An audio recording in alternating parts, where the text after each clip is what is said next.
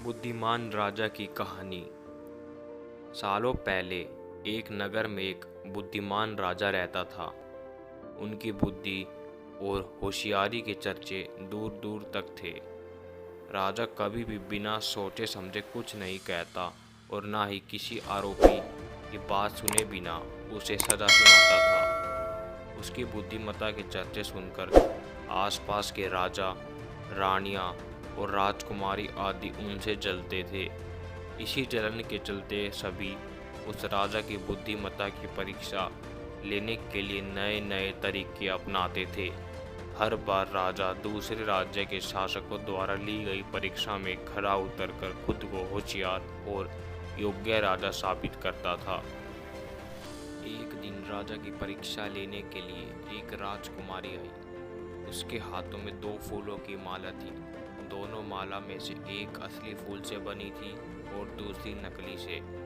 उन दोनों मालाओं को देखकर उनका ये भेद बिल्कुल पता नहीं चल पाता था। इसी वजह से राजकुमारी ने राजा के सामने दोनों मालाएं रखकर पूछा, हे राजन, अगर आप बुद्धिमान हैं तो बताइए कि इनमें से कौन सी माला असली है। राज दरबार में बैठे सभी दरबारी माला को देखकर हैरान थे, क्योंकि किसी को समझ नहीं आ रहा था कि असली फूलों की माला कौन सी है। सभी इस सोच में थे कि राजा कैसे बता पाएंगे कि असली फूल की माला कौन सी है।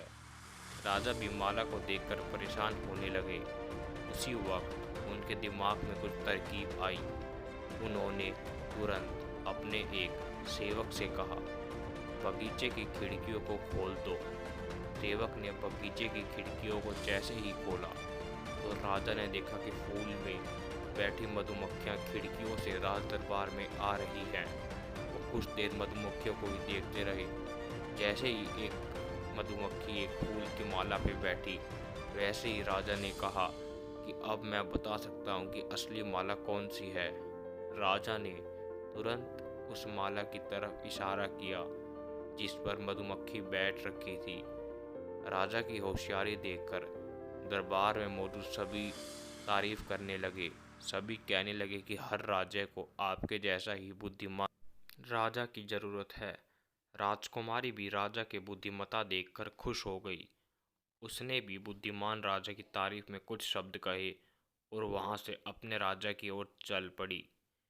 कहानी से सीख, अगर व्यक्ति अपनी बुद्धि का इस्तेमाल करे तो वह हर मुसीबत का हल भी निकाल लेता है।